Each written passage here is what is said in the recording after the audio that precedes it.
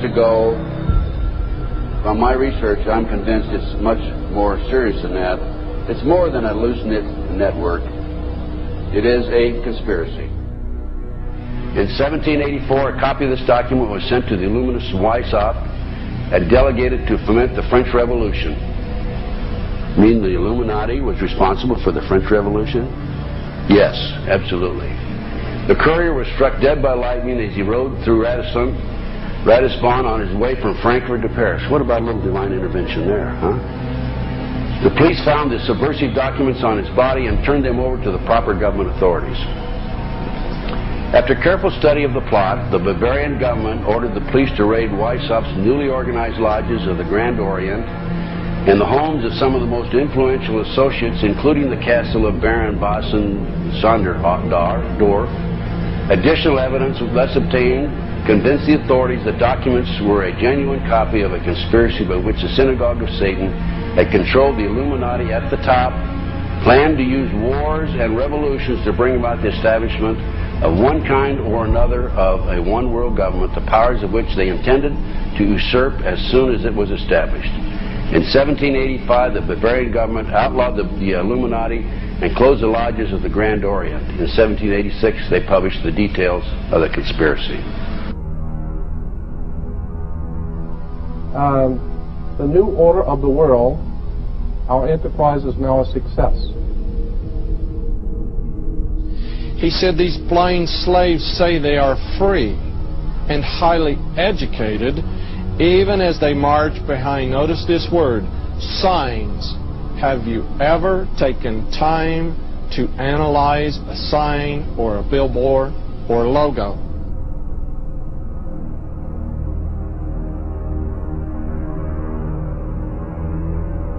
We'll start up here. In 1784, an act of God placed the Bavarian government in possession of evidence which proved the existence of the continuing Luciferian conspiracy. This explains the previous 9 pages, goes into it in detail. We don't have time to do it completely.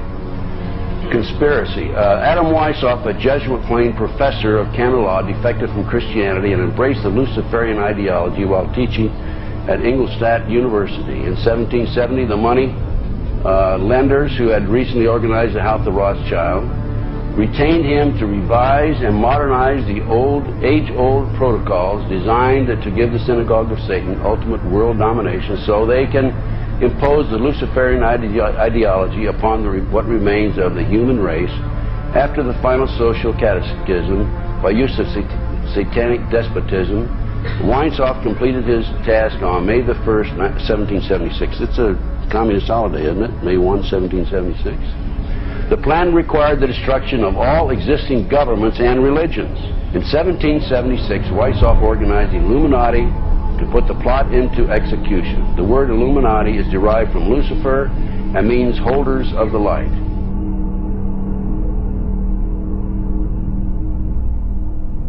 Weishaupt's revised plan required his Illuminati to do the following things to help them accomplish their purpose. 1. Use monetary and sex bribery to obtain control of people already occupying positions in high places in the various levels of all governments and other fields of human endeavor. Once an influential person had fallen for the lies, deceits, and temptations of the Illuminati, they were to be held in bondage by application of political and other forms of blackmail and threats of financial ruin, public exposure, and physical harm, and even death to themselves and their loved ones. Number 12. Told those present that they must use their wealth to have candidates chosen to public office who would be obedient to their demands and would be used as pawns in the game by the men behind the scenes. The advisors will have been bred, reared, and trained from childhood to rule the affairs of the world. Number 13, control the press. Number 16, infiltrate into the secret Freemasonry to be used for their purposes. That's been documented many times. Number 17, expound the value of systematic deception, use high-sounding slogans and phrases, and advocate lavish promises to the masses, even though they cannot be kept. I will not forget the wound to our country and those who inflicted it. I will not yield. I will not rest I will not relent in waging this struggle for freedom and security for the American people. So I don't know where he is. Nor do, I just don't spend that much time on it. We will not tire, we will not falter, and we will not fail.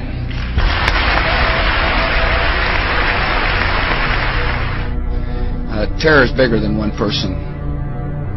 And I remember he was telling me how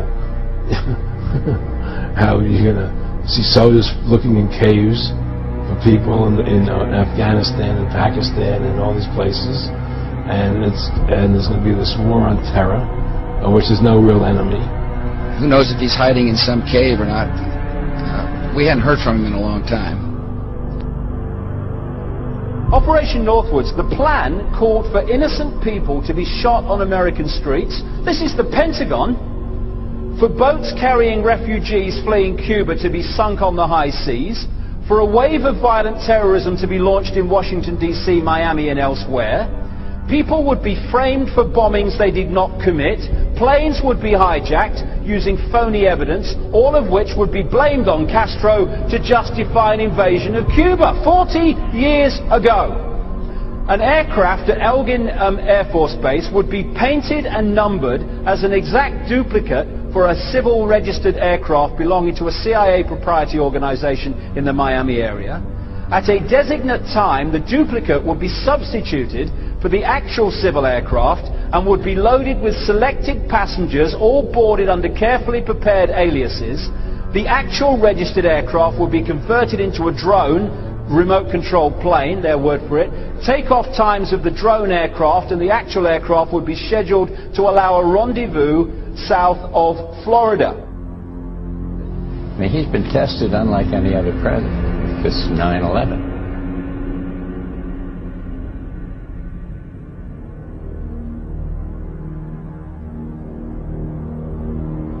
We have in this past year made great progress in ending the long era of conflict and Cold War. We have before us the opportunity to forge for ourselves and for future generations a new world order, a world where the rule of law, not the law of the jungle, governs the conduct of nations. When we are successful, and we will be.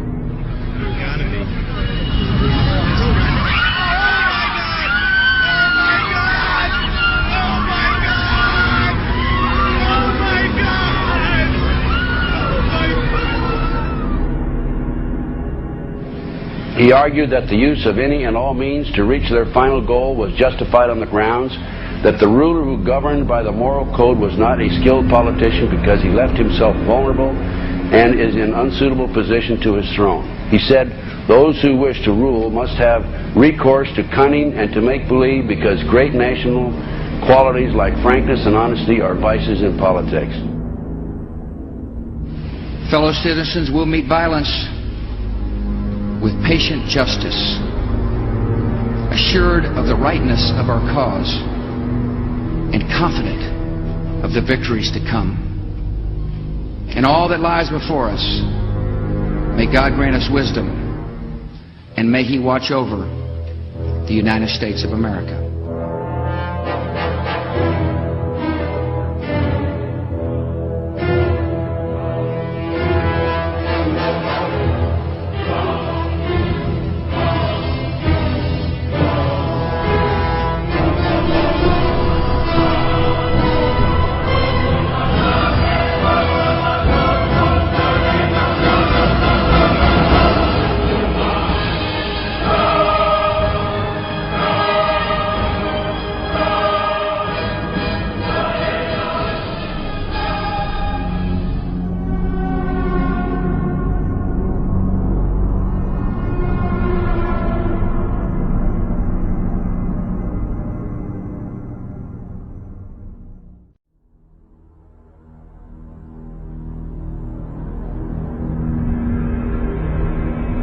Union Banking Corporation was liquidated by the U.S. government, and Prescott Bush received $1.5 million for his holdings in his Nazi business, and that was the beginning of the Bush family fortune for all intents and purposes. George Bush takes his inspiration from what he learned in Skull and Bones and from the Thule Society that Hitler and Goebbels and Goring cut their teeth in, Bohemian Grove, these evil organizations that perpetrate the ugly things that these criminals are doing to this country for which they must be held accountable. They are the most violent, dirtiest people on the face of the earth. Somewhere Americans are going to have to take their country back and start finding out who are these people. Who are these people we call our representatives, the Bushes. George Bush, the president, his father, went around the country talking about a new world order. The people who are running this country from behind the scenes do not care a thing about Americans or bloodshed anywhere.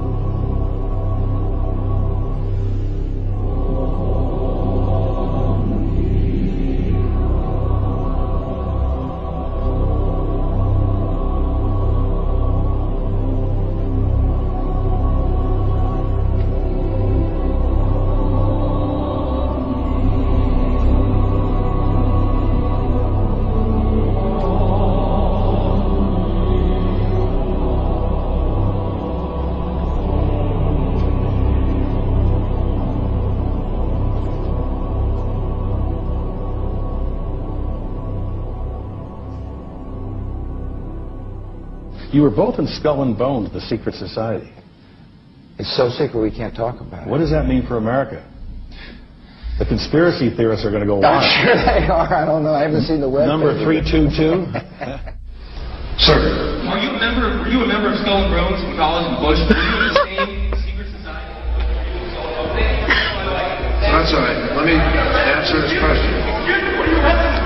Whoa! Don't chase me! I can't do it!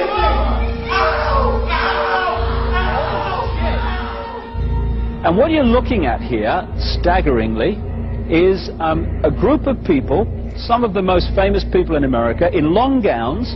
Behind them there, you see a 40-foot stone owl. And there's the fire between them, next to the lake at Bohemian Grove. Now, one might wonder, understandably, why the people that run the banking, political, economic system and the media in America should be dressed in long robes doing a ceremony to a 40-foot stone owl. I think we should be told. No doubt you'll be hearing about all the differences between John Kerry and George W. Bush. But we've discovered they do have something in common. During their respective college days at Yale, they both belonged to a group called Skull and Bones. He's come pretty close. She was part of a team that successfully recorded part of the initiation ceremony that takes place in the tomb's courtyard. Okay, you have the doorway here. Yeah. Okay, then to the right you have a hedge, and then you have an evergreen tree. If you follow that line straight back, courtyard's in there. Ah, okay. So that's where they have the ceremonies in the outdoor part of it. Part of it was indoors. So we only got to see the outdoor part. Right. We only got and to listen to the outdoor part. God only knows what went on indoors. And what did you hear? What was it you know? You managed to get this unique it was access disgusting. It was gross. I mean, they were pretending to murder people. And what was the tone of it, though? Was it jokey or was it quite... No, it wasn't jokey at all. It was sick. It's about the only thing to describe it. It was sick.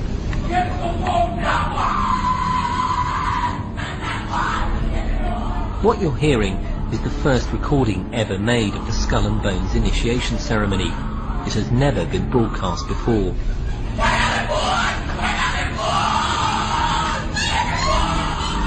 15 new members of the club are being introduced into the macabre rituals of Skull and Bones by the senior students who are about to graduate. The club has what some might see as a strange fascination with death, skulls and bones. There's the chants too, difficult to hear first of all, but including the devil equals death, and death equals death.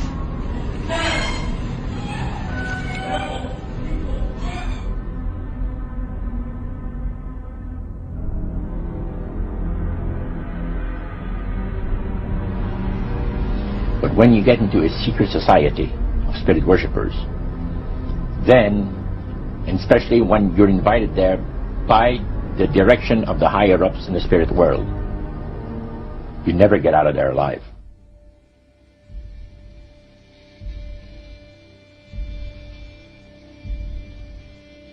And he told us, he says, look, we worship spirits. We worship Lucifer and all his angels. They're just as beautiful as they did before they were cast out of heaven. He says there was a misunderstanding in the whole thing. He said among the inhabitants of the galaxies. And he says our master was misunderstood. And they always praise the great master, Satan, as a super intelligent being that he is, beautiful to behold. And if he ever appears to you, you won't be able to look upon him because it will be too bright.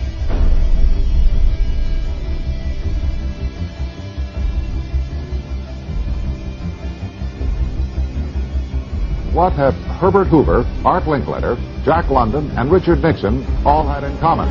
Well, they've all been members of the exclusive all-male Bohemian Club in California, where every year at this time, the elite from around the country get together for 2.5 weeks of fun and games.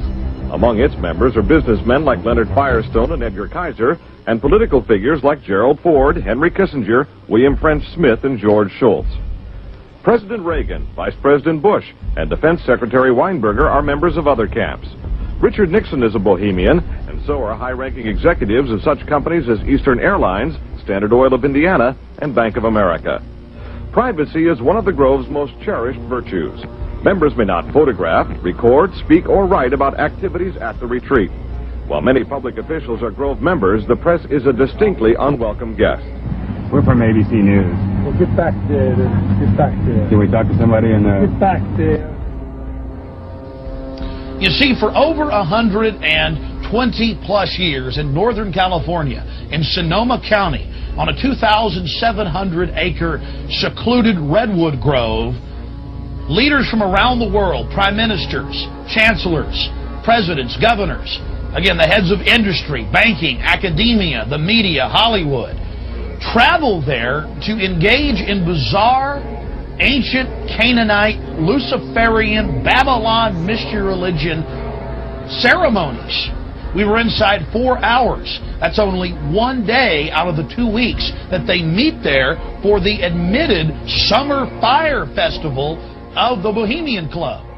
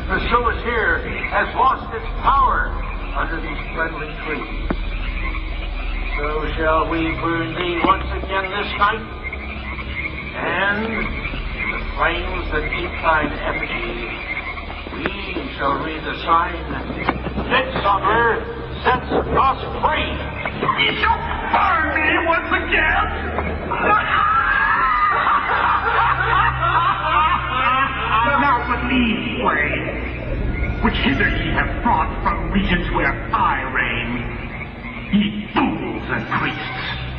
I spit upon your fire. Hail, fellowship's eternal flame. Once again, midsummer sets us free.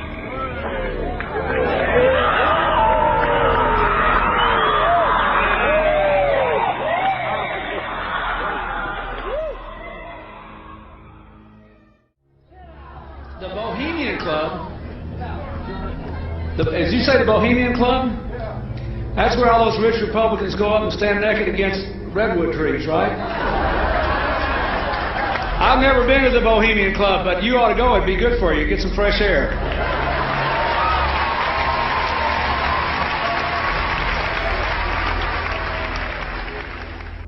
One last question. I read a Washington Times article many years ago where you had a comment about the organization, and then now it's been in the Wall Street Journal, it's been in a lot of different newspapers, and that's the Bohemian Grove. And back in, what was it, 1996, when you joined as a Clinton advisor, the Republicans were criticizing you, oh, what about Bohemian Grove? And then you countered them by saying, hey, I don't run around in the woods naked. What did that mean? Here is the before-mentioned Washington Times article where he said, I didn't run around naked like they do. I don't know what quote you're referring to. I'm not aware of any quote like that. Listen, I am a happy member of the Bohemian Grove. I like the folks who come there, and it's really inappropriate for me to talk about the group beyond that. Thank you. Have you been there for the ceremony with the cremation of care? Frankly, I don't think that's something I need to talk to you about. Really? That's right. Well, I'm Alex Jones, and I snuck in there in 2000. I'm the guy that blew it wide open and got the video. It's been on national TV. Well, I disrespect you for that. You do? I do. But there's a lot of big public officials going in there. Don't we deserve to know? I don't know anything about you, and I don't know anything about your film. But if you go in there with an understanding, you violated that understanding by releasing that film, and I don't respect you for that. Really? But we have public officials. I'm sorry. You took an understanding when you went in there that you would not do that film. And did you have an understanding when you went in there? No. Did you crash it? Yes. Yeah, and it has no trespassing signs there too, doesn't it? No, they put them up after. Oh, I'm sorry. I'm sorry, sir. I've been there before. I know what the circumstances are, and I'm sorry you violated the understandings. That was not a gentlemanly thing to do. But what about the ritual? Is the ritual genuinely?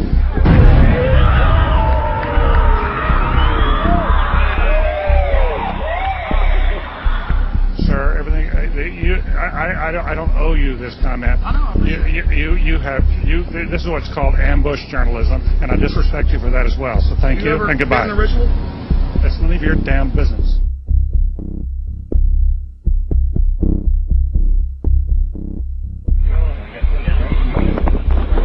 Wow. Great son of all mortal wisdom. Owl of Bohemia, we beseech thee, grant us thy counsel.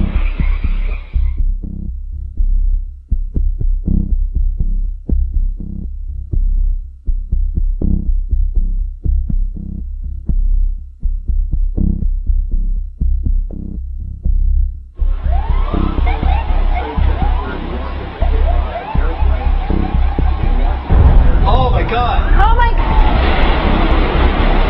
Oh my God! Oh my God! Oh my God! I told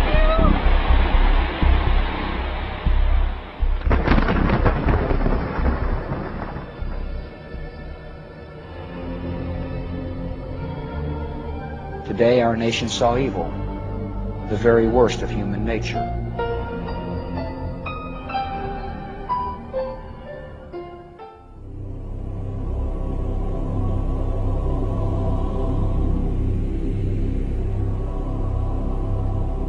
They had exactly the same agenda, and that was for bringing in this New World Order. I heard George Bush talking at that time. He was talking to Bill Clinton, and I've since photographically recorded it and wrote it verbatim in our book, that when the American people became disillusioned with Republicans leading them into the New World Order, that Bill Clinton, as a Democrat, was going to be put into the office of president. This was decided in 1984. Actually, I'd heard about it even prior to that. But that, as of 1984, they were already discussing it as an absolute fact. The the CIA is carrying out mind control on countless numbers of unwitting American victims. And he even went so far as to say the basic methods that they use in this mind control: hypnosis, drugs, and torture. Three parts policy that they had adopted there. The second one was to find a way of being able to get total control of people's minds. And that would be done by taking hypnotism out of the realm of the occult and introduce it as a new science for the benefit of mankind.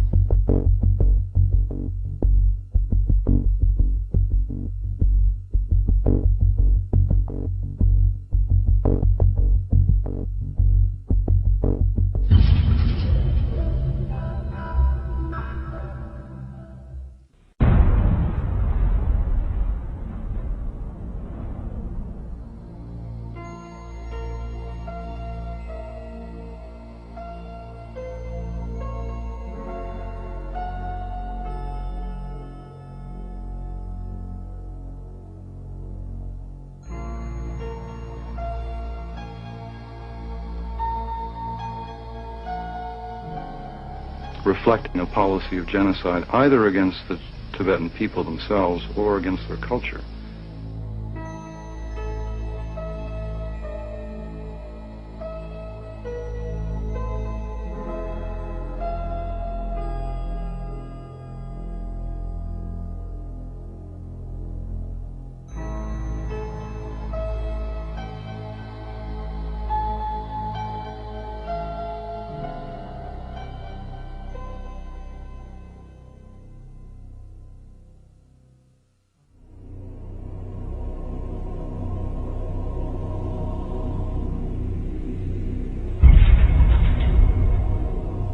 Once I realized I had met an honest, genuine, high-level Freemason who told me there were 13 levels of Freemason above the 33rd degree, and that these people were God. There was no God, they were God. So I asked them about their plans to kill people, and they said, yes, there are too many people on the planet. We need to get rid of several billion, and war doesn't seem to work, so we're going to use disease and starvation.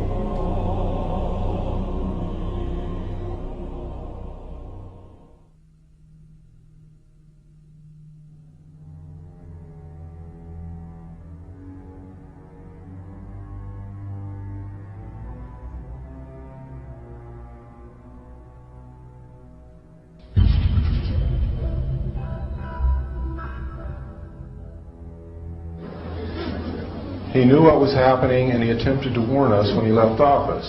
He told us, quite bluntly and in no uncertain terms, to beware of the military-industrial complex. And who is the military-industrial complex? It is the members of the Council on Foreign Relations, and since the inception of the Trilateral Commission as well.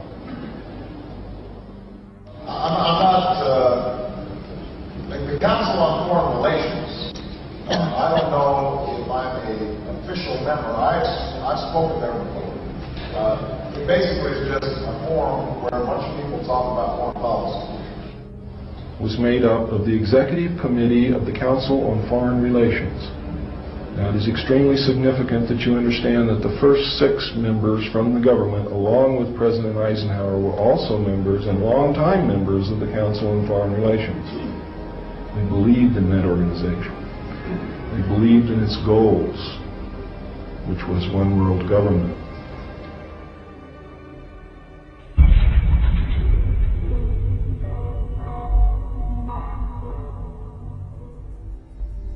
Number 15, create industrial depression and financial panic, unemployment, hunger, shortage of food.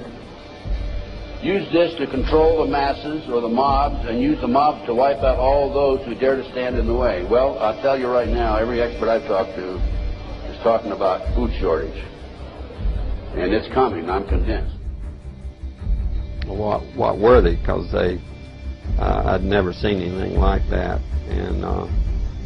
And his statement was that if he told me, I would be one of few people in Madison, Georgia that knew about them. And he says they're disposable coffins. They were stacked, he told me, 15 high.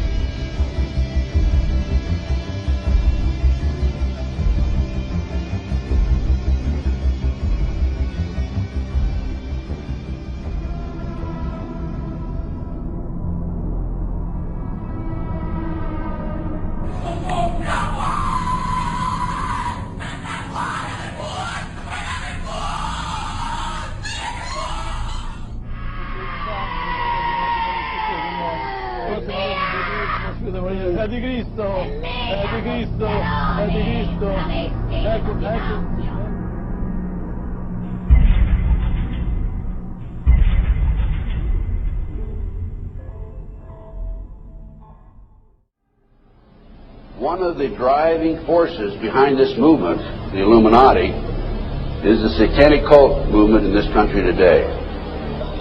So I began my little journey forward. And one of the matters that I developed information about was an individual I learned about was Aleister Crowley.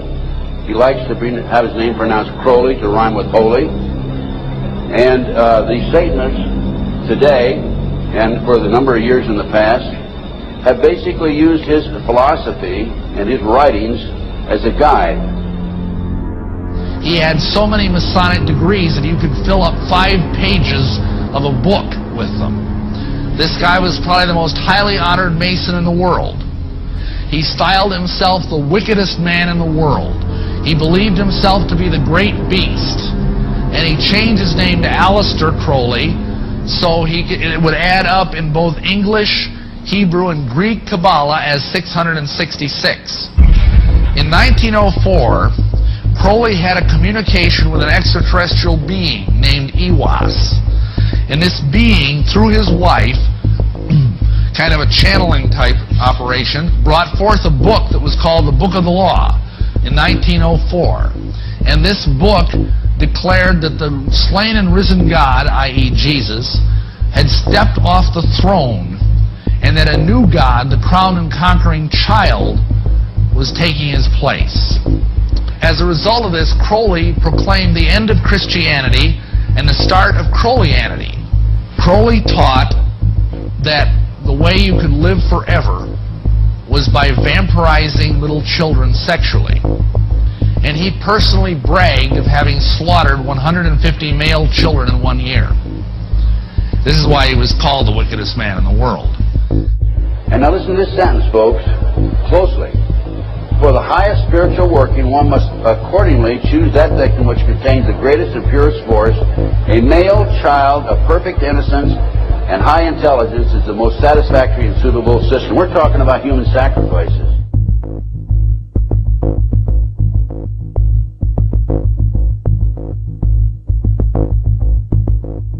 And they'd also drug them up, and they'd take a sacrificial knife and they'd start from the chest and move all the way down to your abdomen. And then that's how they sacrificed, and they'd collect the blood and they'd drink it. When the mid-September through mid-November, they sacrifice babies, and nothing but babies, because they need the pure blood of the untainted children. And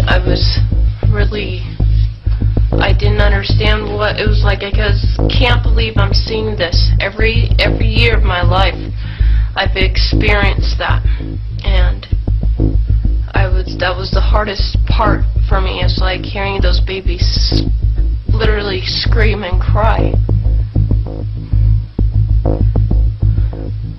and then seeing their blood flow. The little boy was taken to a basement. He was crucified alive. First he was skinned. Why is it that no one knows this? Because there's Satanists in the police force and also in the government, the army. They're everywhere. They're even on the council of the representatives of the United States also. And they're silenced because this is not being exposed because they don't want it to be exposed. Because they're really good at lying and hiding things. Rebecca, what happens to the people that want to come out of Satanism? They get killed. They get followed, they get taken, they get sacrificed in front of the congregation of the Satanic Church. Why? Because they know too much information about the Satanists and who their names and places of where they keep the people underground, and they just know too much information. There's no, it's like being in a gang or in a mafia. You don't get out alive without consequences.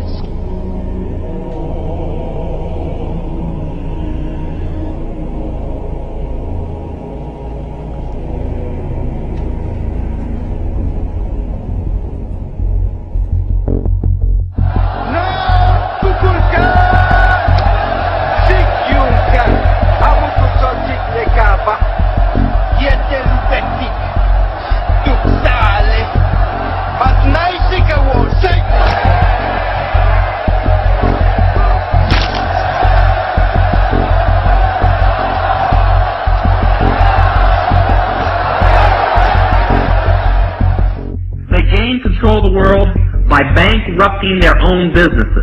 The Illuminati owns most, I would say 99 9/10 of the stores that you walk into and shop and the gas stations you go to. And they are going to destroy them on purpose. And the idea of taking over is to bankrupt the whole world where nothing is of any value and the currency does not exist anywhere, and then come back and solve all the problems.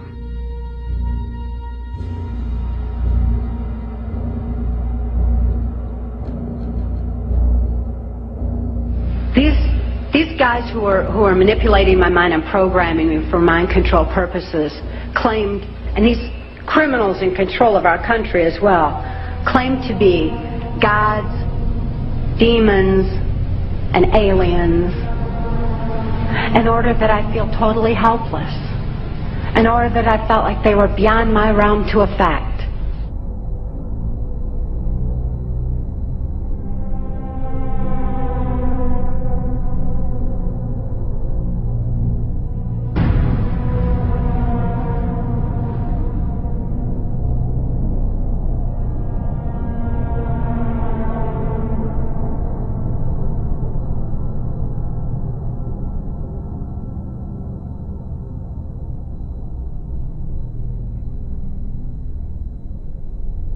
Why do they keep the aliens in a Faraday-shielded environment? Because they have a tendency to disappear right through walls. And if you can prevent the transmission of electromagnetic energy, you can stop them from doing it. Then, the medium said, we have a very special surprise tonight for you people. A spirit will manifest itself openly here in a few minutes. And right through the wall. Now, the lights weren't terribly bright, but they were like living room lights. A couple of floor lamps, and maybe some of these. And that translucent being seemed to come right out of the wall. How did you feel right at that moment? It's almost like my heart stopped a little bit. You know, very weird feeling. So it was a lady in a beautiful evening gown, swirling. And she said to Mary, my dear sister, you are so wonderful to have asked for me.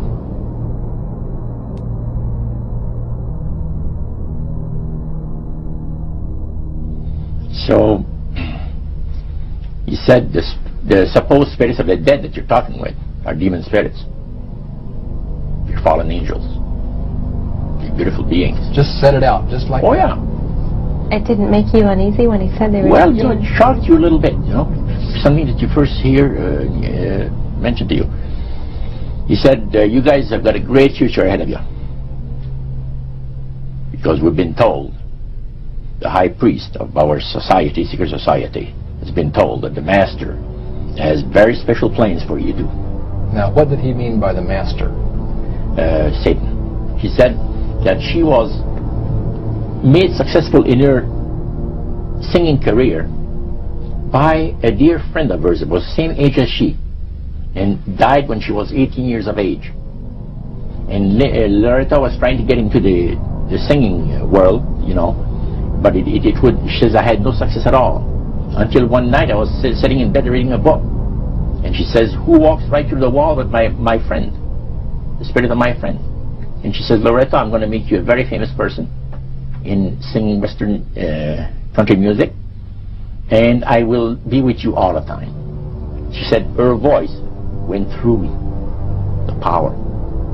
See? And you saw this in a television documentary? Yeah. This was, I believe, 1976 it took place. Now, the priest explained that when people believe in this business, they are actually opening themselves to be completely deceived by demon spirits, because it gives the demon spirits an opportunity to impersonate the dead, see, and for people to believe their lies. Isaiah 14 and 11 even speaks of vials being built into his body. Vials are pipes. The piper is calling you to join him. The Illuminati doesn't produce rock music to entertain you. They don't produce rock music to make money. They don't need that money. They own everything anyway. They do it to put demonic influence in your life.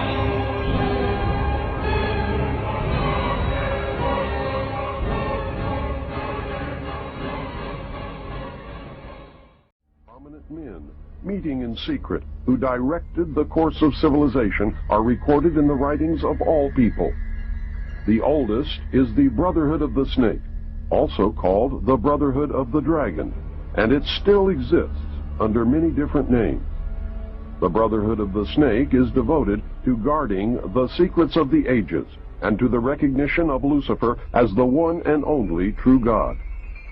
If you do not believe in God, Lucifer, or Satan, you must understand that there are great masses of people who do, and their beliefs and actions based upon those beliefs will affect me. The important fact to remember is that the leaders of both the right and the left are a small, hard core of men who have been and still are Illuminists or members of the Brotherhood. They may have been or may be members of the Christian or Jewish religion, but that is only to further their own ends. They are, and always have been, Luciferian and internationalist. They give allegiance to no particular nation, although they have used, on occasion, nationalism to further their causes. Their only concern is to gain greater economic and political power. The ultimate objective of the leaders of both groups is identical. They are determined to win for themselves undisputed control of the wealth, natural resources, and manpower of the entire planet. They intend to turn the world into their conception of a Luciferian totalitarian socialist state. In the process, they will eliminate all Christians, Jews, and atheists. You have just learned one, but only one, of the great mysteries. But now it had to change. Lucifer says we have to make sure that people, humans, get to believe that Satan and his angels do not really exist.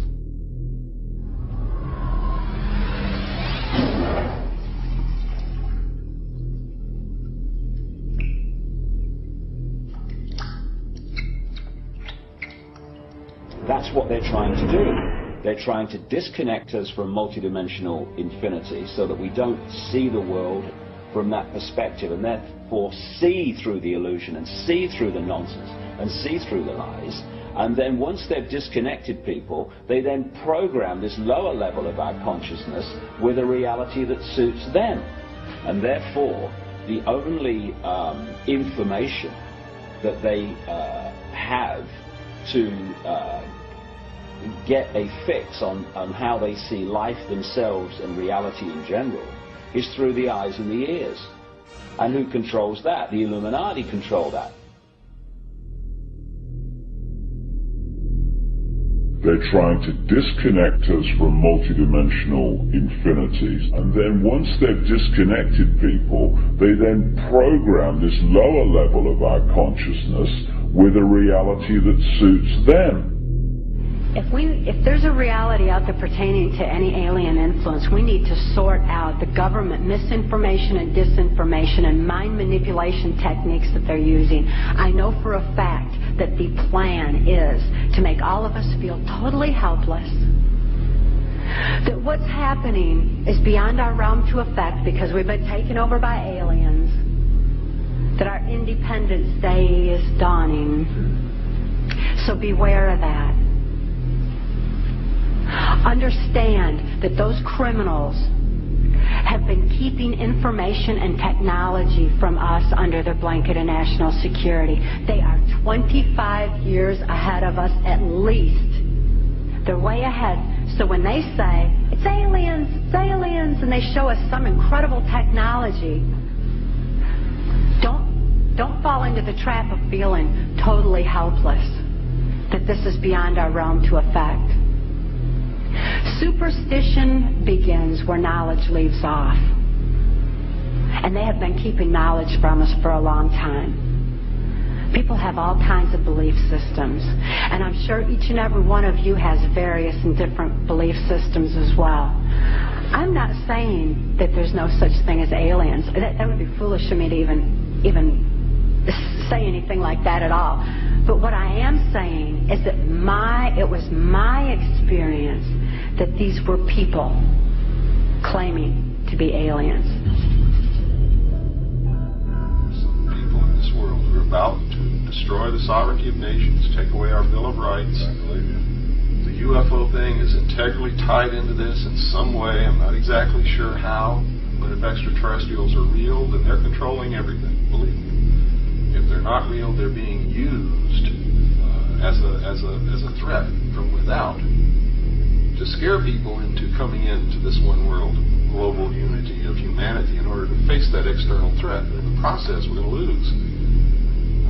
The ordinary man will lose. You need to understand, disinformation is deliberate deceit to hide other things. And so there's so much of that. And some of it is surprisingly well-sponsored disinformation. I'm going to sum up this talk and mention an overview of the alien agenda. The alien agenda is really decimate the planet, to take the remaining human subjects as slaves, and the aliens would use this planet for their own means. My question I'd like to ask is this: if the aliens have a 1,200 IQ, can speak all these languages, and are so powerful, what prevents them from just taking over?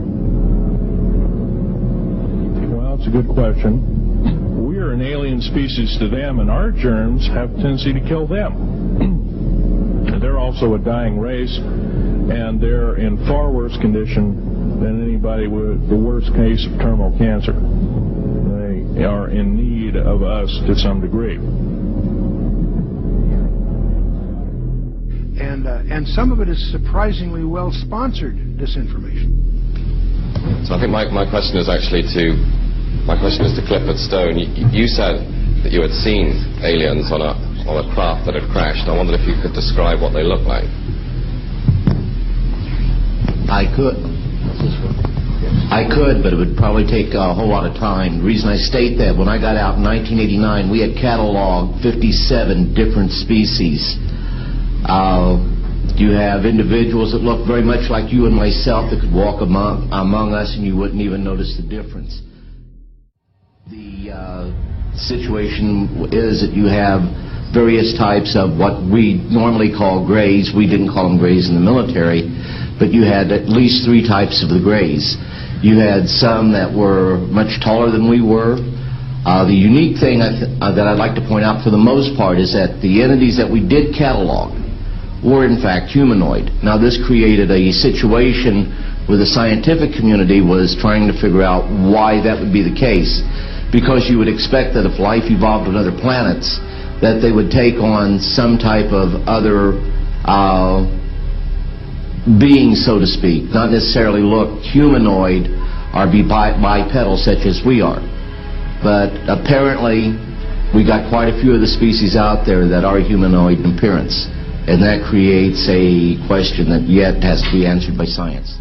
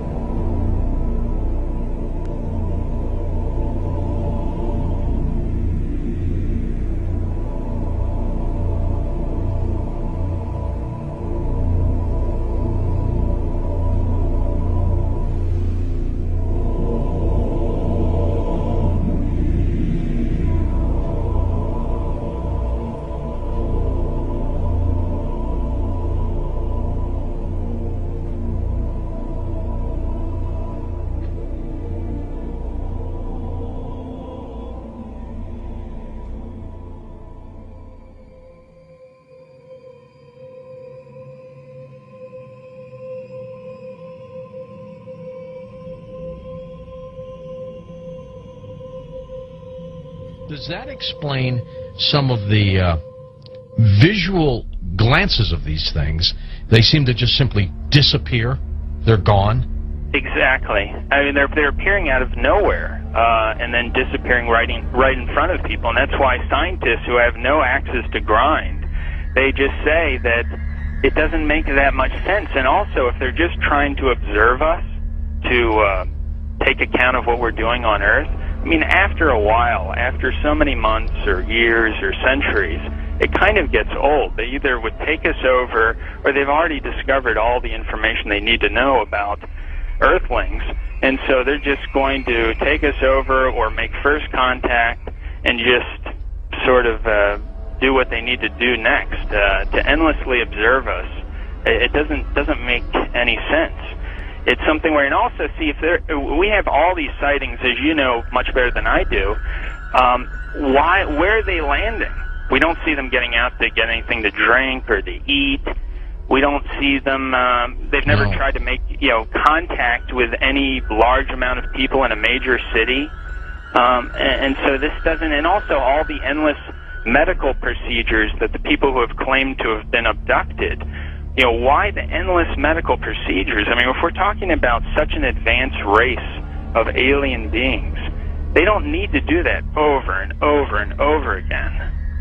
Interesting perspective. Let's talk about some of the facts out there of evidence that may support your conclusion that the UFOs are spiritual phenomena, not physical, like so many other people also believe.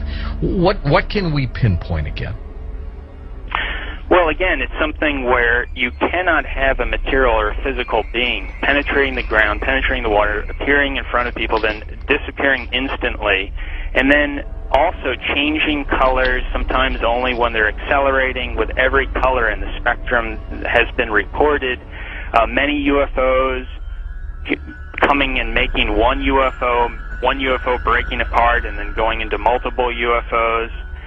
It doesn't make sense. And then not only just that, but to get into the fact of how far they're traveling, and the speed that they would have to travel, and just the other problems with cosmic dust and traveling at the speed of light, and then running into those bits of cosmic dust, the explosions that would be created, the amount of energy that would be consumed, and traveling from these distances. Just all those kinds of things really scream out that you're dealing with a spiritual phenomenon, not a material or physical phenomenon. There does seem to be a deception here, because I've always wondered, my gosh, if they're that benevolent, if they're that understanding of humankind, make yourself available. That's why some of these other scientists have said that they seem to be trying to set people up to deceive them as if they are aliens, but the facts just say that they can't be that there's something else. It doesn't make any sense, and there's something else, a psychological deception that's going on here. And many of these scientists say, I don't know what it is, but we've concluded that it's got to be that. It's got to be something bigger is going on here than just them trying to show people that, yes, here's a UFO that you're seeing now, we are aliens, that there's got to be something else going on here, on top of the fact that the characteristics of them show that they just cannot be some material or physical craft. Do you think humans are involved in the deception? I'm losing my voice here. I gotta pop it back.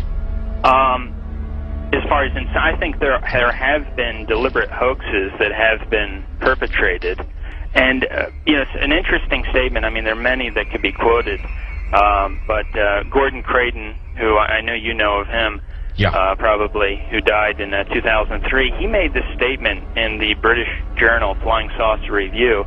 He said, quote, "There seems to be no evidence yet that any of these craft or beings originate from outer space."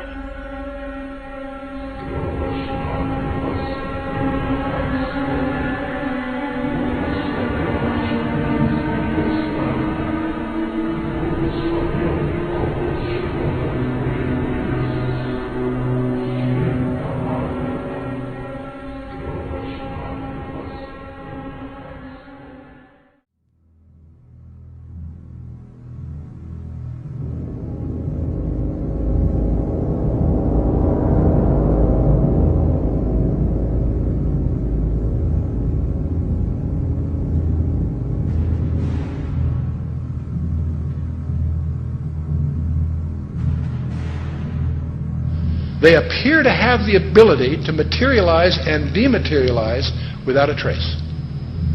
One of the great mysteries of the UFOs isn't seeing them, is trying to figure out where are they when you don't see them.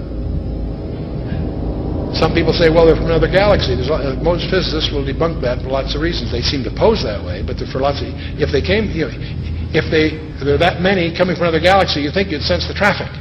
We'll come to that with some more reasonable explanations, and you're going to discover the two top researchers in the last century, really, is Jacques Vallée, France, and J. Allen Hynek, the American. Now, J. Allen Hynek was head of astronomy at Cornell, and he set out to debunk this nonsense about UFOs, and he became one of the most ardent, competent, balanced researchers in the trade. J. Allen Hynek, he died a few years ago. Both of these respected researchers came to the conclusion that they're not intergalactic for lots of physics. There are a lot of physics rebuttals to that conjecture. They both argued that these things are demonic. Their term. They've written many, many books. You can check them out. These are not religious people. They're not people with any kind of personal agenda. But they came to the conclusion that these things, on the one hand, and by the way, we take for granted that we strip away the nonsense and the hoaxes, set that aside. There's tens of thousands of files you have to wallow through. When you cut through all that, there's still a core group, a substantial core group of real events that need explanation. And so on the one hand, they exhibit physical properties on the one hand. On the other hand, they also violate all physical laws. And so the conclusion that both J. Allen Hynek and Jacques Vallée and others have come to is that they're hyperdimensional, that somehow they come from another dimension periodically.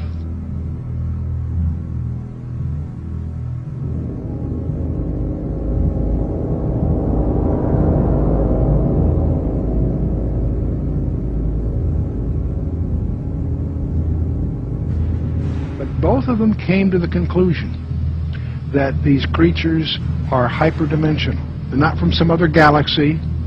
They also both concluded they're hostile because they pretend to be something they're not.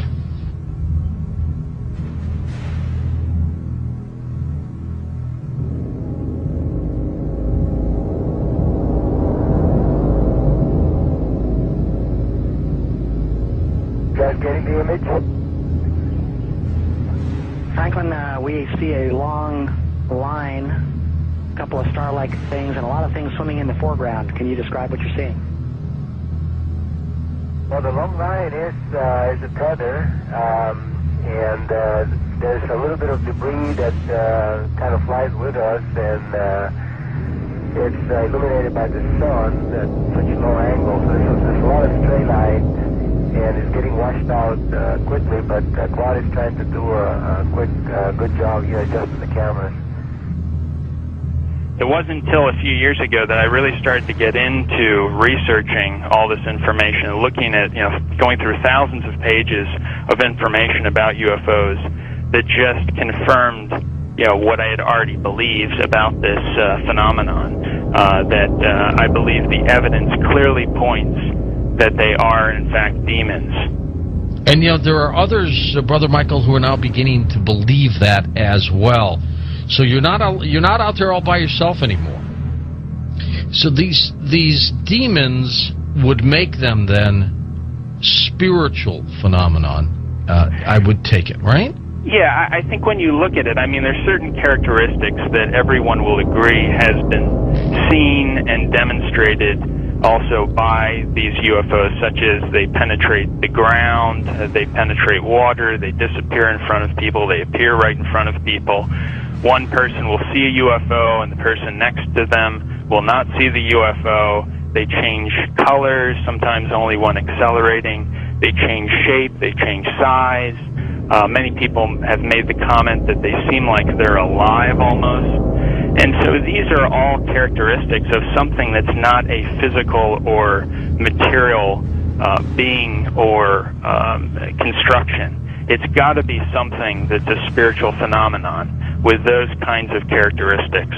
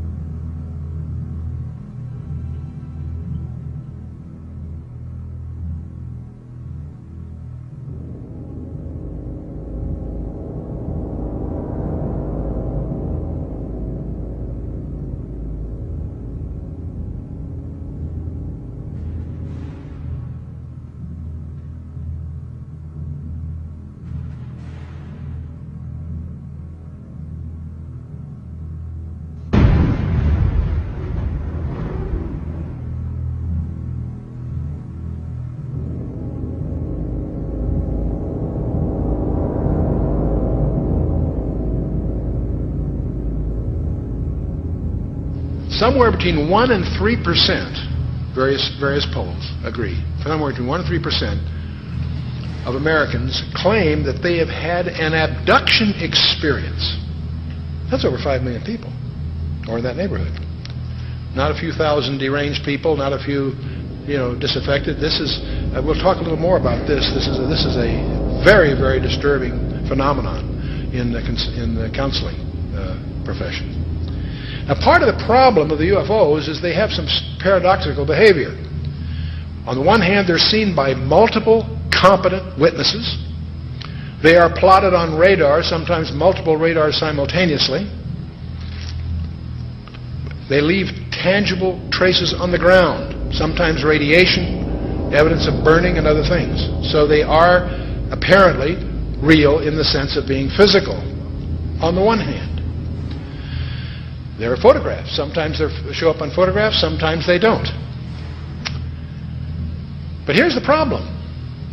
While they seem to be tangible on the one hand, they exhibit behavior that can't possibly be physical. They can go in excess of 6,000 miles per hour without sonic booms. What on earth does that mean? I'd like to know how they do that trick. They've been plotted making right-angle turns at over 16,000 miles an hour. That defies the laws of physics. That's now perhaps the most disturbing thing of all. They appear to have the ability to materialize and dematerialize without a trace.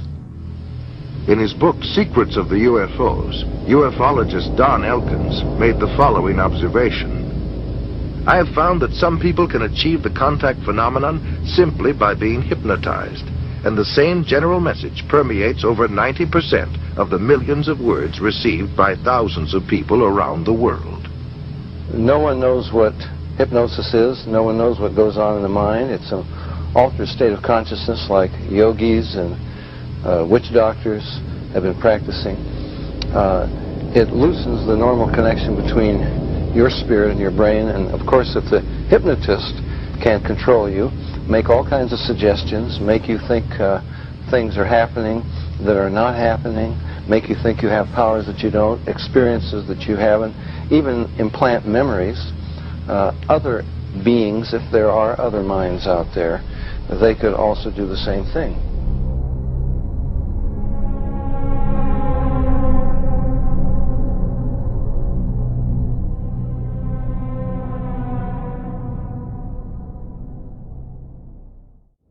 Interesting is that there was a huge satanic ritual that was performed on the very spot where Area 51 happened by this Jack Parsons, and in which they had this magical ceremony called Babylon Working, and it was designed by Aleister Crowley, who was a Satanist who called himself the B666. Yes. And the purpose of this series of magical ceremonies, which was performed on the spot of Area 51, where it's now located, was to unseal an interdimensional gateway, they said. And so this, they hoped, would allow other entities known as the, quote, old ones, access to our space-time continuum.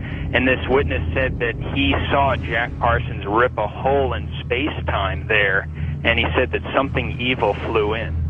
And one other interesting point is that Aleister Crowley, who was a Satanist, who called himself the B666, as I just mentioned, he claimed to have contact with some kind of alien named Lamb. And this Lamb, he drew a picture of this alien that he was in contact, receiving messages from this being. And the picture that he drew of this alien, it's a striking resemblance to the common gray E.T. drawing.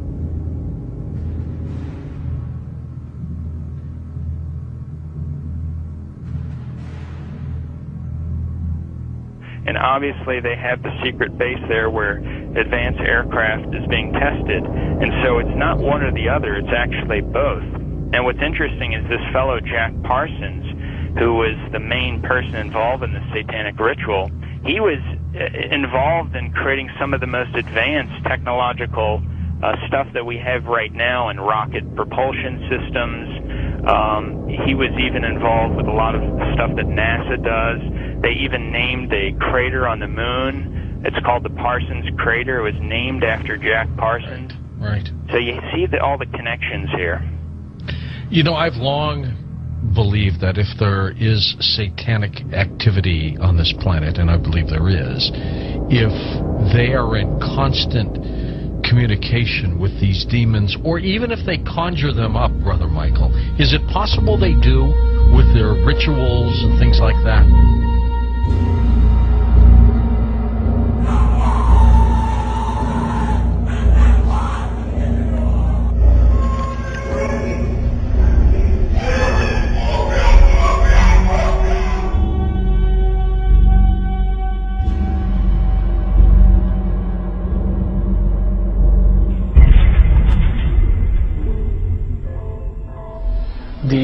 chief advisor to Queen Elizabeth I, Sir John Dee, he was a Kabbalistic black magician.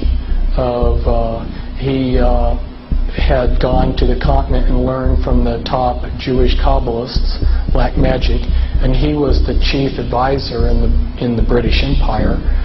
And he created Enochian magic and the Enochian language, which the Illuminati, which are hiding behind the Jehovah's Witness headquarters, they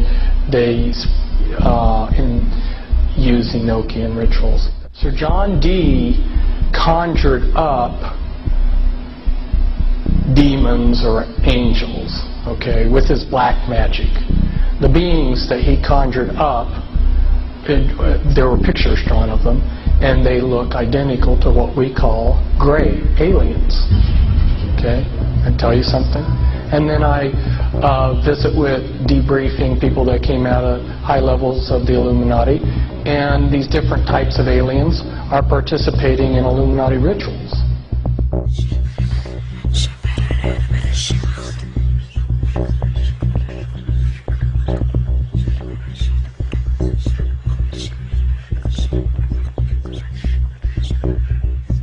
Man, I don't know where to start. They're gonna they'll triangulate on this position really soon. You can't spend a lot of time on the phone, so give us something quick. Okay. Okay. What we're thinking of as aliens are they're extra dimensional beings that an earlier precursor of the space program made contact with. They are not what they claim to be. They have infiltrated a lot of aspects of the military establishment, particularly the Area 51. The disasters that are coming, the military, I'm sorry, the government knows about them, and there's a lot of safe areas in this world that they could begin moving the population to now aren't. But they're not doing anything. They are not. They want the major population centers wiped out so that the few that are left will be more easily controllable. Discharge.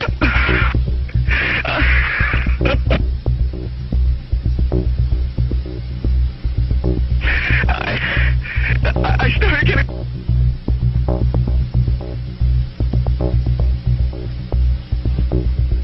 In some way, something knocked us off the air, and we're on a backup system now. It's the government, or...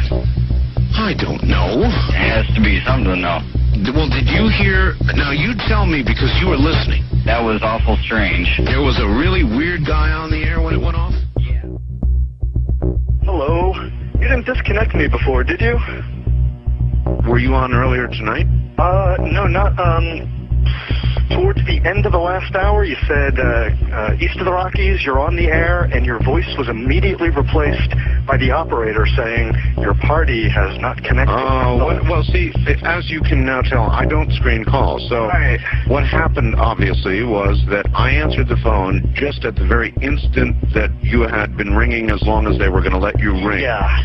And so that occurs, obviously, sometimes I go to a line and it's dead and nobody's there, and that's what's happened. You know, we just were on the cusp there. Anyway, I'm glad you made it back through. Yeah, you got all my paranoia buttons running. I always get very nervous when I call you. I'm Brian. I hung up on you last week. Oh, I see. And I just figured, damn the torpedoes.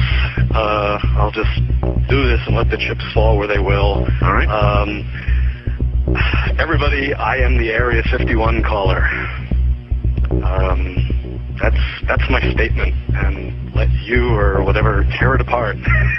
You claim you're the Area 51 caller? I am the man. How do you account for the fact, Area 51 caller, okay, that part of the way through your spiel, the satellite went down? I have no idea, and it scared the heebie-jeebies out of me that night.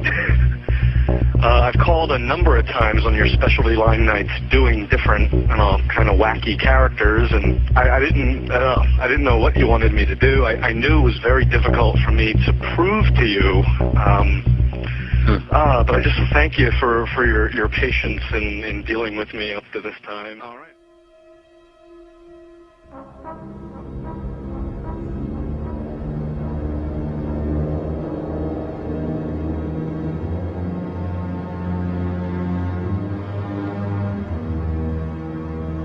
Perhaps we need some outside universal threat. I occasionally think how quickly our differences worldwide would vanish if we were facing an alien threat from outside this world. And yet, I ask you, is not an alien force already among us? What could be more alien to the universal aspirations of our peoples than war?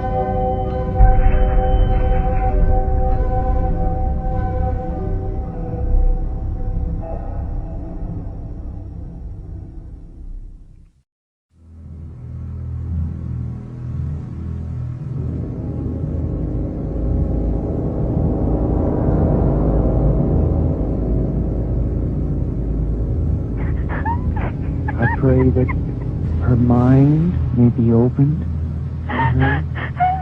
We bind all the powers of darkness. Don't you worry. Who are you?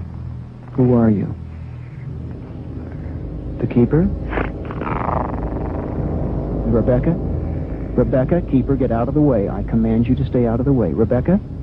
Yes? Say, I, Rebecca, Rebecca. want love. Stay out of the way, Keeper. Stay out of the way. Say, Love. I want out. I want out. Say, I put my trust I put my trust in God. in God. In God. Stay out of the way, Keeper. God. Libera, Maria, no, no, maligno, maligno, Cristo è più forte. Caccialo via, di la verità. Di la verità.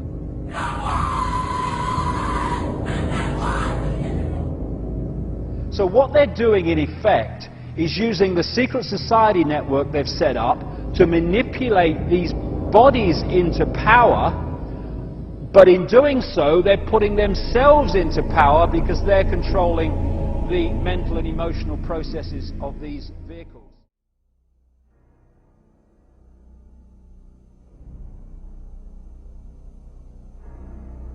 There are many different kinds of entities that do not have a human form, that operate just outside of human sight, and history has recorded them as demons and all this stuff. But the reptilian part of it seems to be very significant to the controlling systems on the planet today.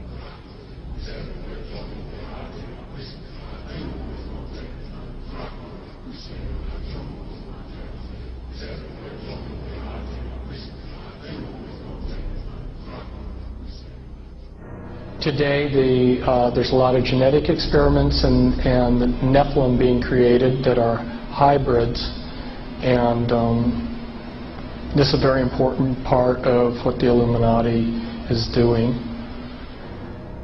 And they have been intermarrying with what the public calls aliens.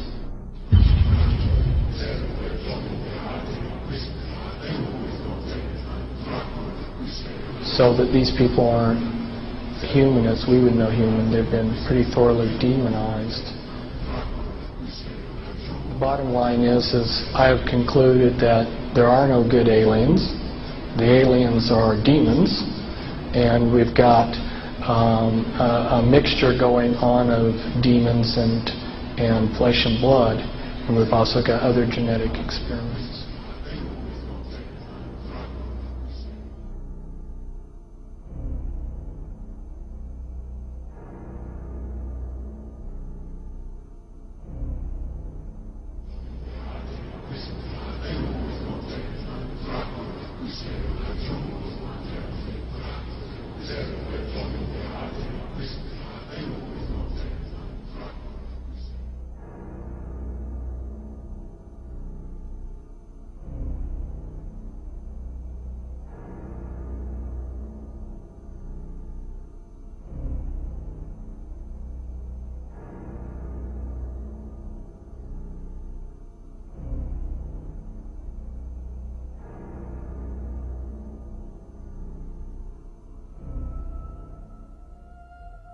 they have a vibrational sympathy with that which interbred with them.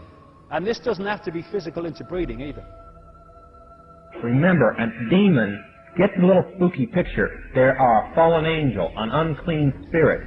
They can assume any form or go into anything. I have concluded that there are no good aliens. The aliens are demons.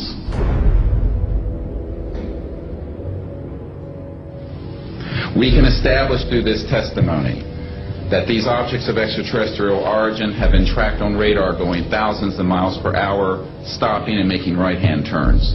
That they use anti-gravity propulsion systems, which we have already figured out how they work.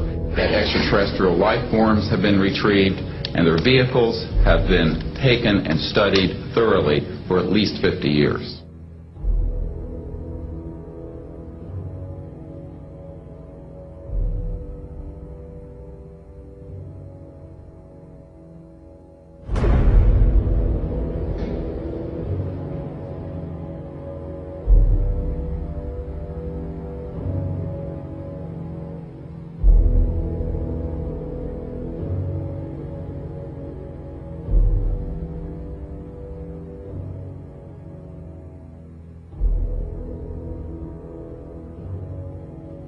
It's human nature to want to believe in some race of benevolent space brothers that will come and save us from ourselves. But it's not logical, and you can't make it work any way you look at it. This grand plan is going to take people are going to eat the stuff. Because it says spirits, demon spirits, will declare themselves to be inhabitants of far distant planets in the galaxies that are coming to warn the inhabitants of planet Earth of the impending destruction of the planet unless something seriously proper is done to avoid it.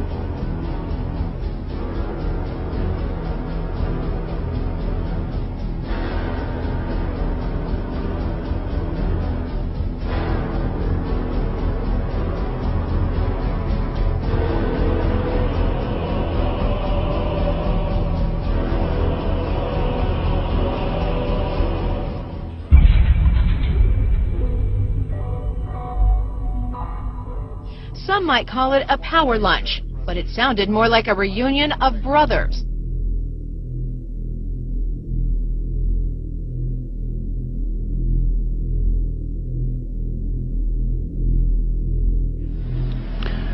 The Illuminati were to obtain control of the press and all other agencies which distribute information to the public. News and information was to be slanted so the Goyams would come to believe that a one world government is the only solution to our many and varied problems. Their plot, their plans, their conspiracy remains invisible. The whole agenda is to create a one world government where everybody has an RFID chip implanted in them. All money is to be in those chips. Right? There'll be no more cash. And this is getting me straight from Rockefeller himself. This is what they want to accomplish.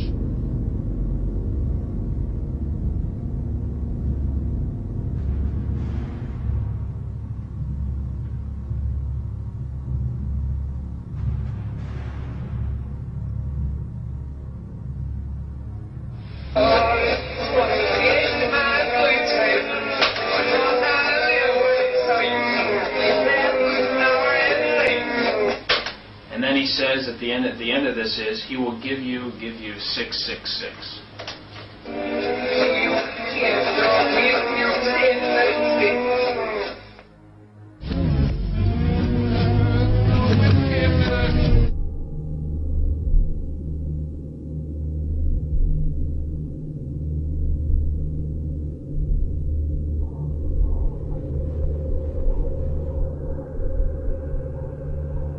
Behind them is a cult of evil, which seeks to harm the innocent and thrives on human suffering.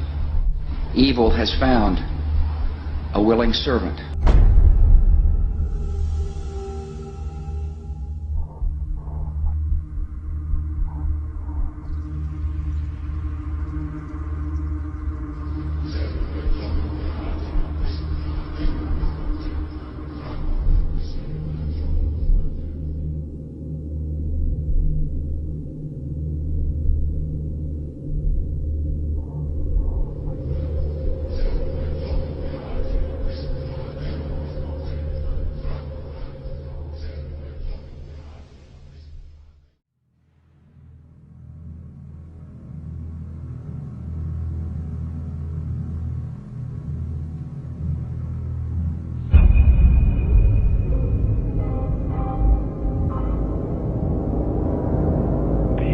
So you make a list of hypotheses. This is obviously not a natural phenomenon, and the extraterrestrial explanation seemed to be the best one. Why shouldn't we know that there's got to be life throughout the universe? So why shouldn't it be able to come here, especially since there must be civilizations there that are thousands, if not millions of years ahead of us? But then as you get more and more data, you realize that's not what the witnesses are describing. What the witnesses are describing is something that, in many cases, comes out of nowhere, disappears into nowhere. There are cases of objects becoming transparent on the spot, physical objects, material objects. And I've no question that people have said, well, Vallée doesn't believe this is physical. Well, of course it is physical. It's material at some times, but it can also change shape. It can also merge with other objects, and it can also disappear on the spot. Well, if it does that, then it could be from anywhere, anytime.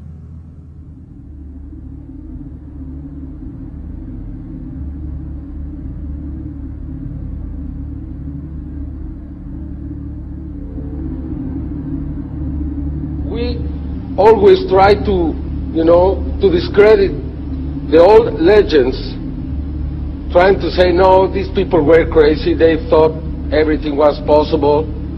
But now we have the videos, and that's the big difference. Could you believe there are videos now of probably angels in the sky?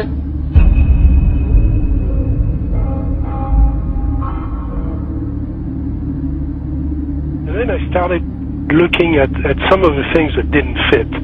And one of the things that I had to ask is, when did this actually start? Every UFO book starts with, on June 24, 1947, Kenneth Arnold saw something about Ukrainians.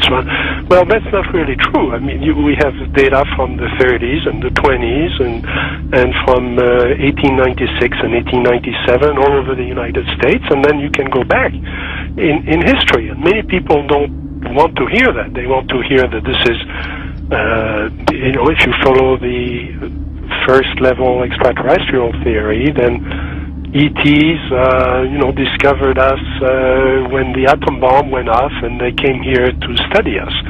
Well, that's not what the data says.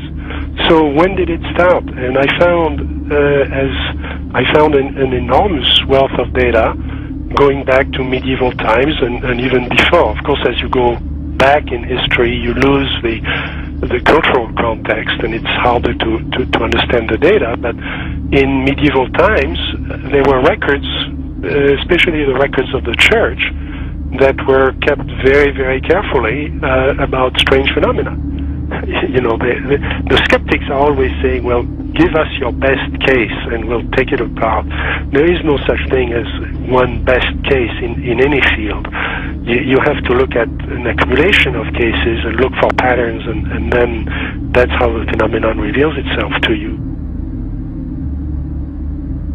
And for a long period of time, or for a period of time, I believed it was extraterrestrial. I now believe it is interdimensional, the phenomena. In other words, we're looking at so-called spirit beings from another dimension. And I back this up in the new book by equating it to ancient manuscripts where these beings manifested to human beings and what their reactions were, and then comparing it to reactions present day of people who have had encounters, and the similarities are striking. Because first of all, you say to yourself, why would let's say anyone deliberately crash saucers in Roswell, New Mexico, and then allow the bodies to be retrieved? What are these bodies, in fact? And it took me a long time to figure this out. And this is a theory, okay? There's a difference between the grays, the little guys, right, that we see that have now been enculturated with the big black slanted eyes that are about 4 feet tall. All right, those, let's just call them the grays because pretty much everyone knows them as grays. But there's another creature which people and abductees talk about that they see on board the ships, and these are tall beings, and they assume different forms. Sometimes they can appear as reptilian, other times they can appear as insectoid, other times they can appear as Nordic. In other words, in my opinion, they're shapeshifters. Now, why would I say that? What backs it up?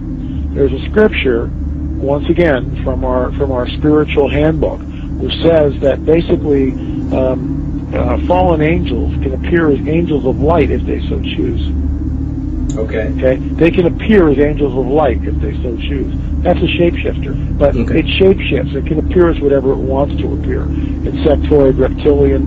Who knows what the thing really looks like? In my opinion, it's probably a reptilian. Apparently there was some sort of a confrontation, there was some sort of a war between these beings, sides were drawn up, and we're kind of like, we're almost like cannon fodder in a way. This unseen war, which is happening in another dimension all around us that we don't see.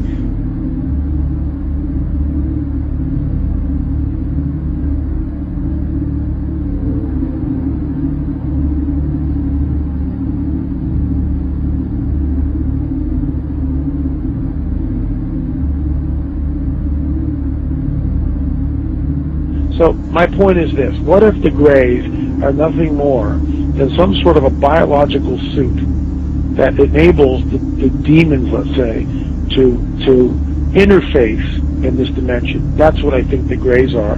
That's why they're expendable. Me thinking, I wonder if there's some sort of like a biological clone or some sort of a, you know, a body, if you will, that these demons can interface, inhabit, and then, of course, move about in this three-dimensional time-space continuum.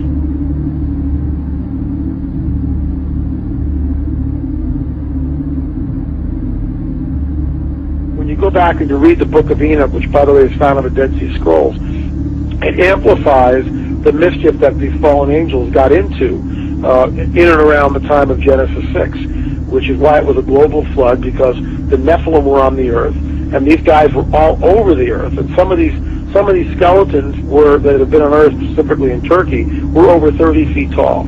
As we pushed west in Ohio and different places, they found mounds, and they would do primitive archaeological digs. And this is documented. I'm not making this stuff up. They found skeletons, oftentimes that reached over 9 feet in length, with 6 fingers, 6 toes, and red hair. Now, one of the great mysteries of the West is what happened to these giants. There was nearly 60 skeletons brought out of this cave, but today they're nowhere to be found. Is it that there is some kind of archaeological cover-up that has occurred here?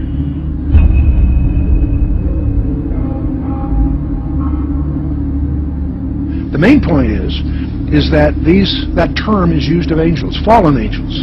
And the offspring of those fallen angels with human women has produced a hybrid called a Nephilim. In the Hebrew, the term means the fallen ones. Also, the term is gigantes, which doesn't mean giants, it means earthborn. There was a gene pool problem on the planet Earth. Is that where the Bible then says that Noah was perfect? He wasn't perfect as his generations. Verse 9. He was perfect in his generations. The word perfect is tamim, meaning physical defects. You know, when you see something like that, it's overwhelming. It will change your worldview. And is that the coming great deception that ancient manuscripts warn us of? Here's a prophecy from 2,000 years ago, that what is coming on the earth will be so bizarre that even the elect would be deceived if that were possible. An object videotaped by many and seen by thousands over several nights in the Arizona sky in 1997. Major sighting here. I believe that many of us were shown these documents over the years so that later we would talk about it. I mean, how can you keep the existence of extraterrestrials, if they were real, a secret? And how could anyone keep quiet knowing that they had seen documentation, official government documents labeled top secret, that expressed that these extraterrestrials were real and had visited this earth? I wanted to know just how true all of this was, and I began a program of research to find out if extraterrestrials were real. What I discovered was amazing. What I discovered, ladies and gentlemen, is that there has been a plan in existence to create an artificial extraterrestrial threat to this earth in order to create a one-world totalitarian socialist government. All the bombardment of the public with movies about flying saucers in the 50s, right after the United Nations Treaty was signed and the UN Participation Act was pushed through Congress, and all of the incidents since that have convinced the majority of the American people that flying saucers are real and extraterrestrials exist, and that flying saucers are from an extraterrestrial origin. This is being promulgated in many ways, by television commercials, in the movies, in the newspapers, by creating incidents either real or imagined.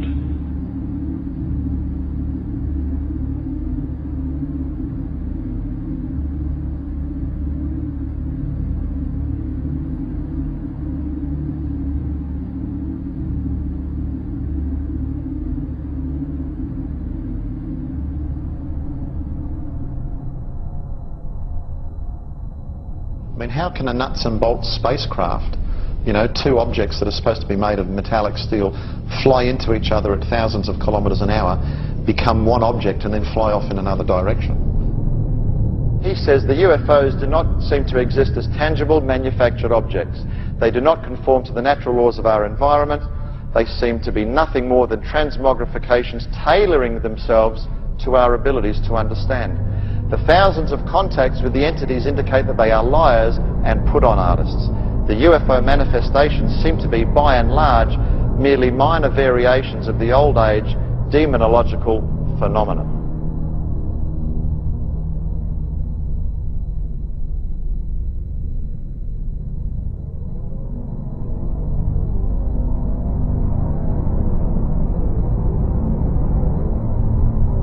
And again, the researchers will show you that the messages being received are deceptive in nature. They will tell you things like, well, you know, we've come from Venus or Mars in the 60s. That was the messages. Well, we now know that's impossible. Now they say they come from Sirius or Orion or Zeta Reticuli or somewhere far off, where we can't test those claims.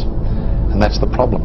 And some of the stories they've told us, like that, we know to be demonstrably not true. And if someone comes to you, Chris, and tells you a story and does all these things and says, I'm here to help you, but then does brutal things to you and then lies to you, then I don't think trust is a good place to start.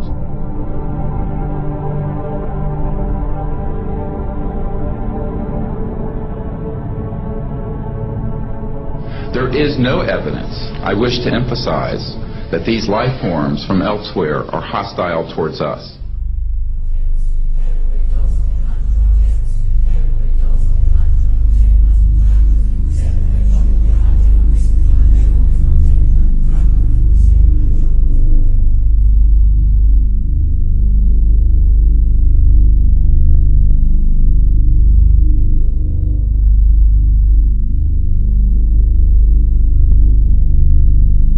Better way to implement a plan to bring about a one-world government than to create the possibility in the minds of the people of the world that we are being threatened from some other species, from some other planet, and do it in a way that if anybody questions it or challenged it or wants to talk about it publicly, that they are ridiculed.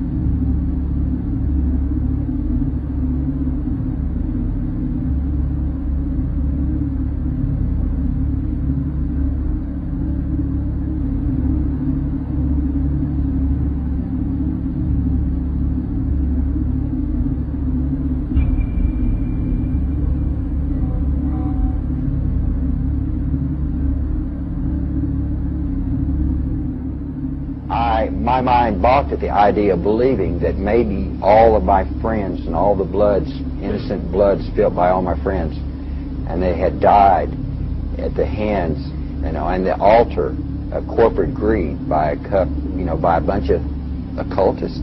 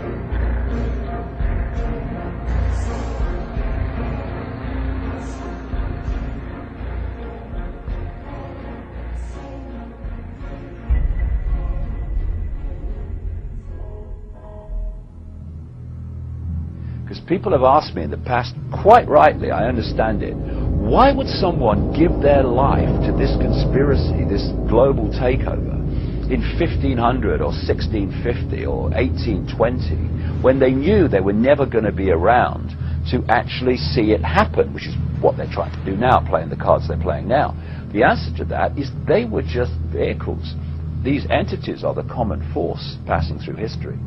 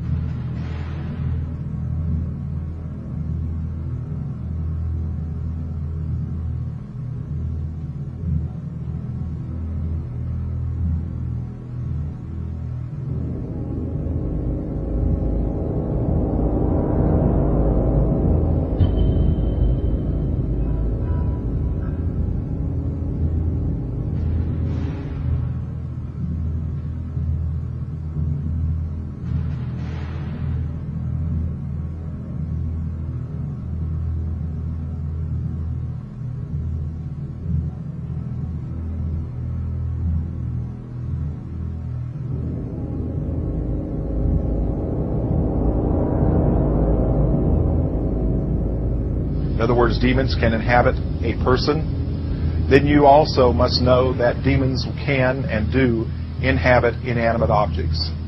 I've seen it happen over and over again.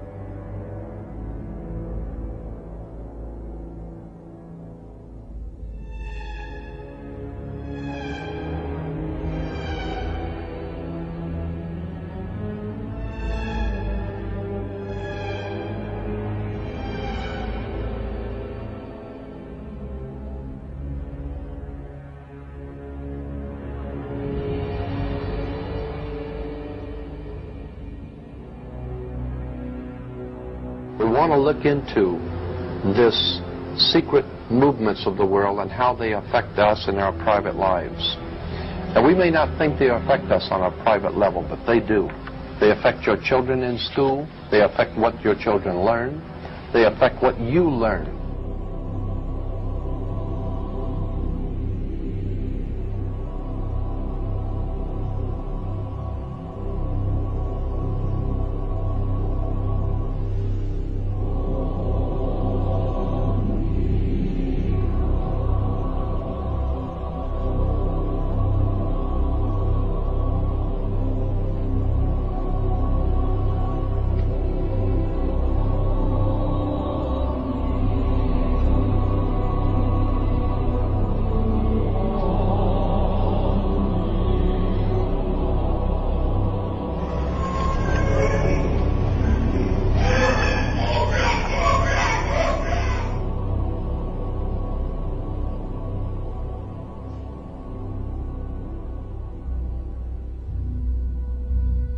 And said you're going to see guys going into caves looking for looking for people that they're never going to find.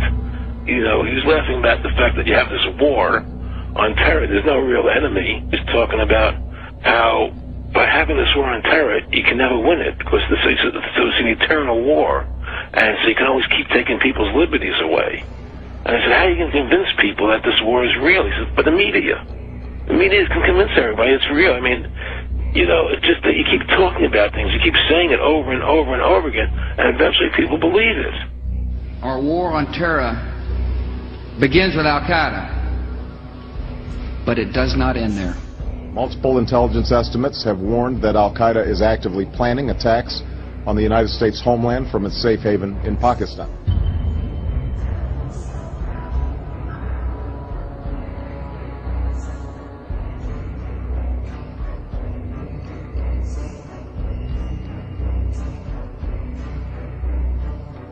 The last time you had an actual president was Kennedy.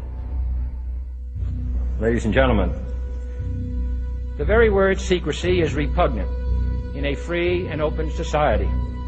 And we are, as a people, inherently and historically opposed to secret societies, to secret oaths, and to secret proceedings. Even today, there is little value in ensuring the survival of our nation if our traditions do not survive with it.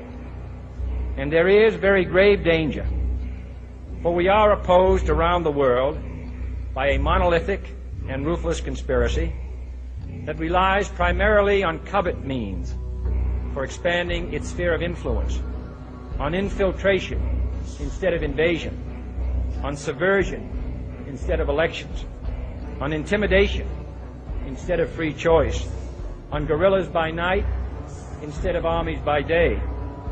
It is a system which has conscripted vast human and material resources into the building of a tightly knit, highly efficient machine that combines military, diplomatic, intelligence, economic, scientific, and political operations. Its preparations are concealed, not published. Its mistakes are buried, not headlined. Its dissenters are silenced, not praised. No expenditure is questioned, no rumor is printed, no secret is revealed. But I am asking your help in the tremendous task of informing and alerting the American people. For I have complete confidence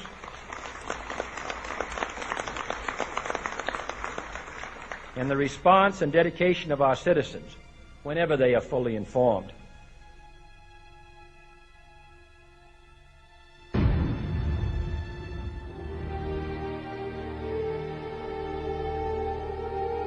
Confident that with your help, man will be what he was born to be, free and independent.